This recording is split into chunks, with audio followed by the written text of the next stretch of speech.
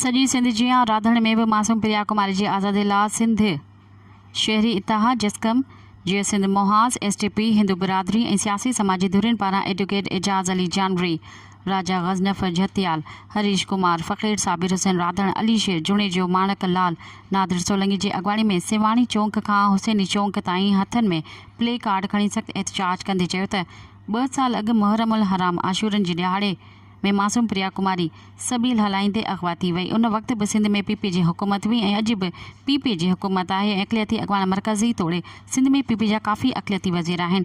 कंहिं बि अक़लियती असेंबली में प्रिया कुमारी लाइ आवाज़ नाहे उथारियो या उहे ॾोहारी बाअसर माण्हू आहिनि जो सभु ख़ामोश वेही तमाशो था ॾिसनि, जंहिं सबबु गुज़िरियल 2 सालनि खां प्रिया कुमारी आज़ादु न थी सघी आहे। सिंध जे दीवाननि सां नाजाइज़ी ऐं ज़ुल्म सबबु हितां जा पुरअमन हिंदू लॾण ते मजबूर थी विया आहिनि, जेके सिंध जा असली वारिस आहिनि। असां हुकूमत सिंध कोर्ट ज़गोरी ऐं ॿियनि इदारनि खां घुर कयूं था त बिना देर प्रिया कुमारी आज़ादु कराए संदसि अमर जी ख़ाली झोली खे आबाद कयो वञे।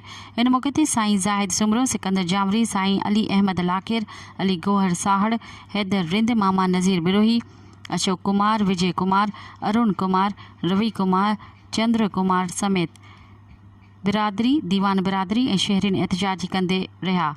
यादि रहे त अॼु हिंदू बिरादरी जी होली जो त्योहार जो ॾींहुं आहे। प्रिया कुमारी जी अगवा सबबु राधण हिंदू पंचायत अॼु होली त्योहार सादगी सां मल्हाइण जो ऐलान कयो आहे।